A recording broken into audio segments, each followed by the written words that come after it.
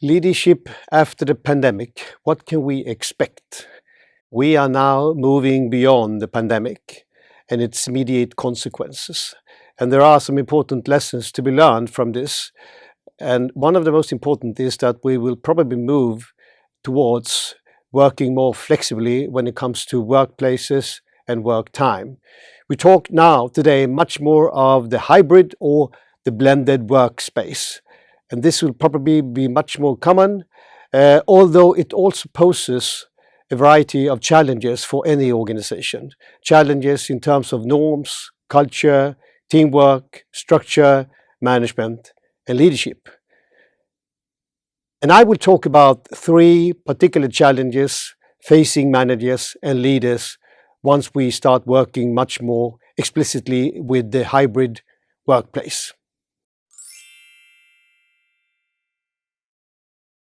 Different studies during the pandemic suggests that the average working hour have increased substantially during the pandemic.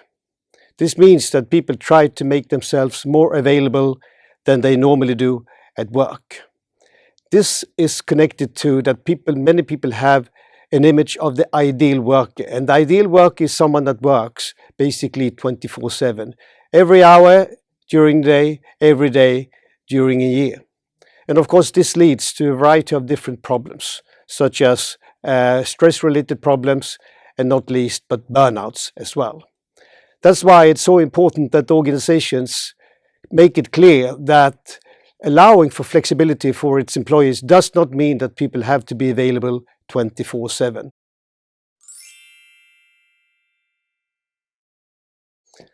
The second challenge is related to how people that draw upon the possibility to use flexible workspace and work time in organizations.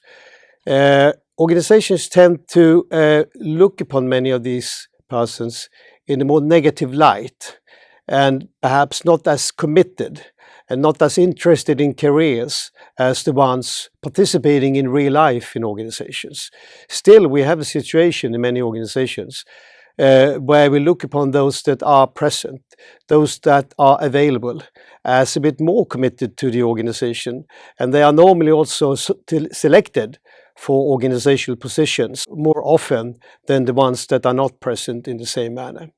And it's important then that organizations, and especially its managers and leaders, somehow show the organization that drawing upon the flexible workspace, the hybrid work, is not necessarily connected to people being less committed or less interested in careers within the organizations.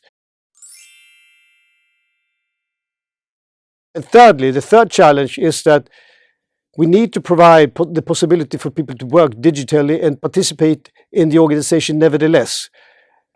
And it's important then that we work with the feelings of isolation and the feelings of loneliness that also comes with working digitally. Even though people sometimes prefer this, doesn't mean that they don't want to share the social gatherings, the social aspect, or the atmosphere within an organization.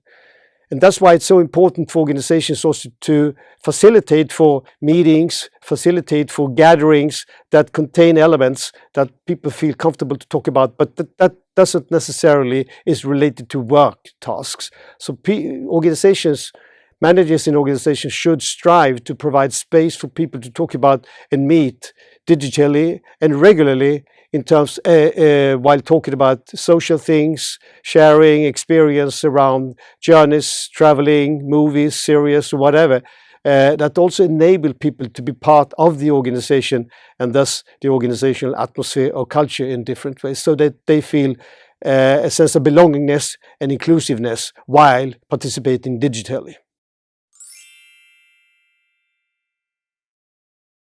All these three challenges are probably going to be much more prominent in the coming years.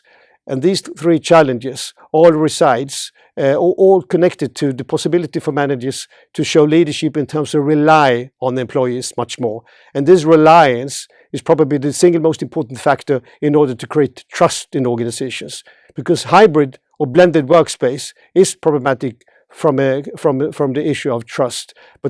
So that's why it's so important that managers actually exhibit reliance on employees in order to increase the element of trust in organization.